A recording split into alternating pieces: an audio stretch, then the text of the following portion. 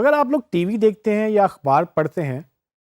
آپ لوگوں نے نوٹ کیا ہوگا کہ ٹی وی پہ یا اخبار پہ یا جتنے بھی دوسرے میڈیم ہیں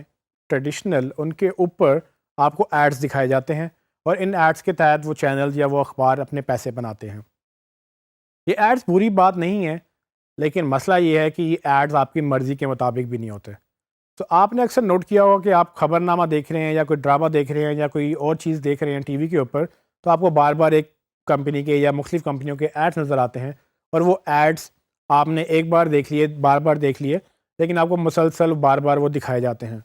یہ طریقہ جو ہے اس کو ہم آؤٹ باؤنڈ مارکیٹنگ کہتے ہیں۔ آؤٹ باؤنڈ مارکیٹنگ کا مطلب یہ ہوتا ہے کہ وہ مارکیٹنگ جو زبردستی کی جائے، جو آپ زبردستی لوگوں کے سامنے اپنا میسیج رکھتے ہیں۔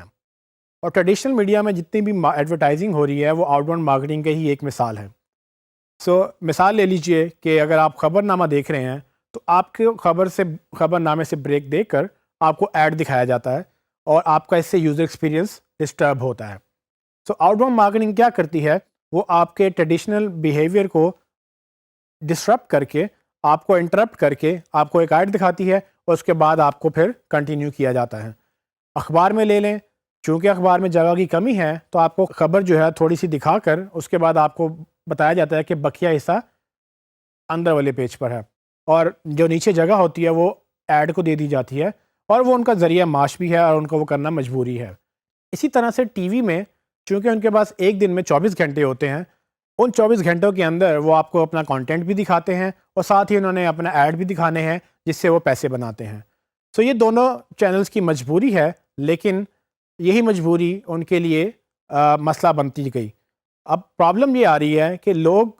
ایک ہی ایڈ بار بار دیکھ کر پریشان ہونے لگ گئے ہیں، اور یہی وجہ ہے کہ اکثر آپ نے نوٹ کیا ہوگا کہ آپ جب اشتہار آتا ہے تو آپ چینل چینج کر لیتے ہیں، یا اشتہار آتا ہے تو آپ جو چھوٹے موٹے کام ہیں آپ جا کے وہ کر لیتے ہیں، اور یا پھر آپ اشتہار آنے کی بیس پر آپ اپنا ٹی وی بند کر کے اپنا موبائل یوز کر لیتے ہیں، یا کچھ بھی آپ نے جو بھی کام رکھے ہوتے ہیں دن میں، آپ ڈرامے کے بیچ میں یا خبر نامے کے بیچ میں جہاں جہاں پر اشتہار آتا ہے آپ یہ کام وہاں کرتے ہیں۔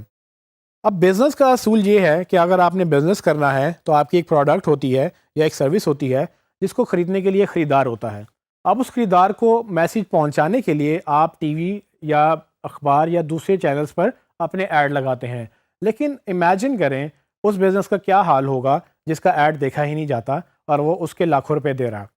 اب یہی وجہ ہے کہ برانڈز اپنے پیسے نکال کر ڈیجیٹل پہ ڈال رہے ہیں، اور ڈیجیٹل پہ بیسیکلی ان کو زیادہ ویلیو ملتی ہے۔